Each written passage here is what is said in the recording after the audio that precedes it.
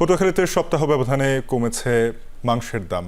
KG প্রতি ১০০ টাকার মতো কমেছে গরুর মাংসের দাম। এছাড়া মুরগির দাম কমেছে কেজিতে ৪০ থেকে ৫০ টাকা পর্যন্ত। এই বিষয়ে বিস্তারিত জানিয়েছেন পটুয়াখালী থেকে সৈয়দ হুমায়ুন কবির।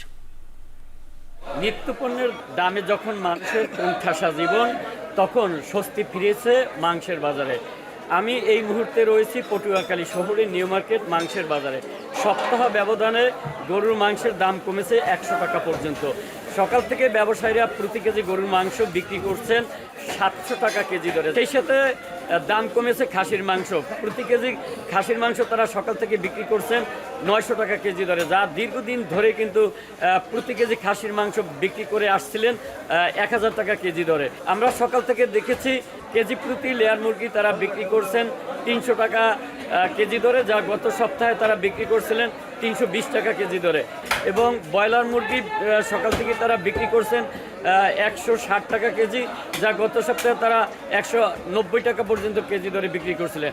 মাংসের দাম কমার কারণে ক্রেতার মাঝে এক ধরনের স্বস্তি ফিরেছে। পটুয়াখালী নিউ মার্কেট থেকে এই ছিল আমার কাছে মাংসের দরদাম নিয়ে সর্বশেষ।